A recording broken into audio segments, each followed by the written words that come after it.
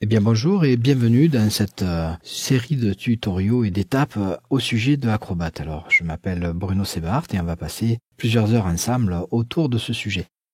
Il est vrai que beaucoup de personnes confondent Acrobat Pro et Adobe Reader ou le PDF et Acrobat. En fait, on fait un petit amalgame là-dessus et lorsqu'on essaye de voir les définitions qui ressortent autour de ce format de fichier ou de ces logiciels, il en ressort que c'est un fabuleux format d'échange et c'est vrai que c'est un fabuleux format d'échange.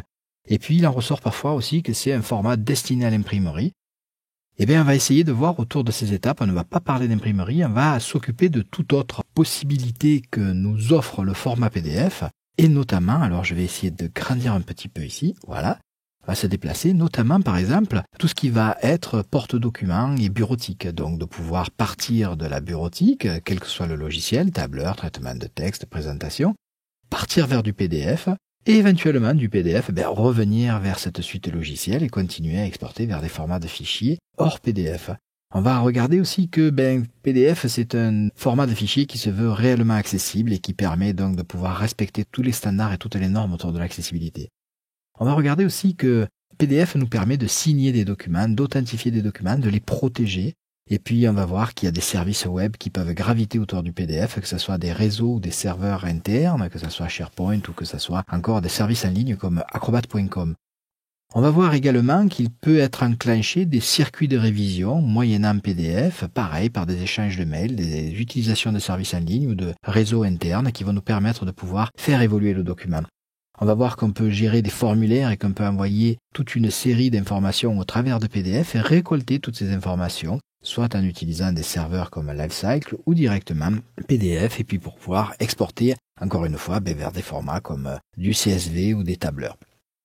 Pour réaliser toutes ces étapes, on va bien faire la distinction au départ entre Acrobat 10 Pro et puis Acrobat 10 Suite. Et puis en fait, on va bien voir quelle est la gamme de Acrobat 10. Donc on a du Adobe Reader qui va être que le lecteur, qui va être une machine à pouvoir lire, et on verra qu'on ne fait pas que lire le format PDF.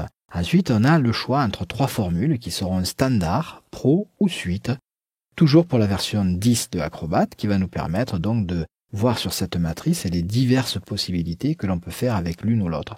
Donc, que l'on possède Acrobat 10 Pro ou Acrobat 10 Suite, on va se retrouver à peu près pareil dans les possibilités d'Acrobat. La seule différence sera que dans la suite, on possède quelques logiciels autour comme Adobe Photoshop CS5, Adobe Captivate 5, Adobe Presenter 7, Adobe Lifecycle Designer ES2 version et Adobe Media Encoder qui nous permet de pouvoir préparer tout un ensemble de vidéos pour être diffusées au sein du format PDF. Alors, au sein du format PDF, qu'est-ce que le format PDF rapidement ?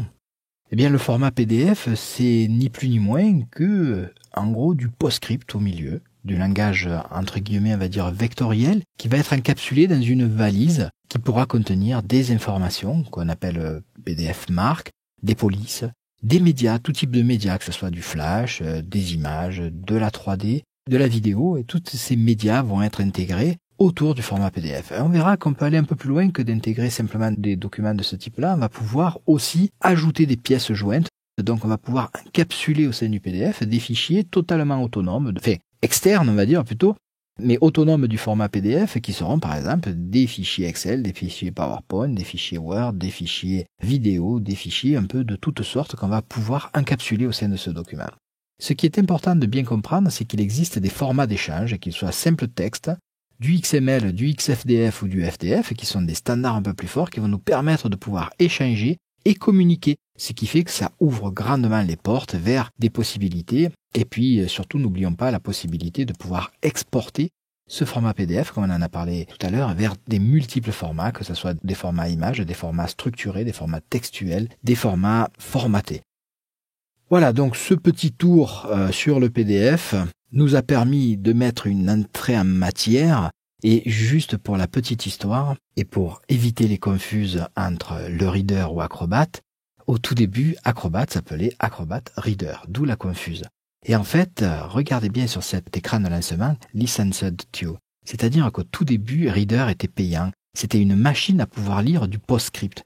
À l'époque, on ne pouvait pas, tant qu'on n'avait pas imprimé, pouvoir voir le résultat de notre impression. Et Acrobat Reader est né pour le coût de $50 à peu près, ça coûtait, on pouvait visualiser nos documents avant de les imprimer. Et donc, Reader a continué d'évoluer vers la version 2, où vous voyez, il était toujours licensed.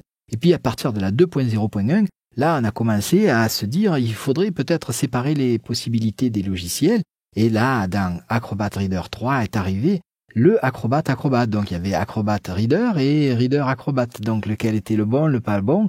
Par contre, dans les splash screens, on essayait de bien dire ce que faisait l'un, ce que faisait l'autre. Ça a continué d'évoluer. Et puis, toujours en étant dans le Reader, ici, on disait, mais attention, il y a Acrobat 4 qui existe, c'est pas que le Reader. Le 5 continuait la même politique, le 6 s'est démarqué. Et puis maintenant, Adobe Reader, c'était plus Acrobat 7, 8, 9 et maintenant 10 avec une nouvelle ergonomie, une nouvelle interface et toujours énormément de similitudes.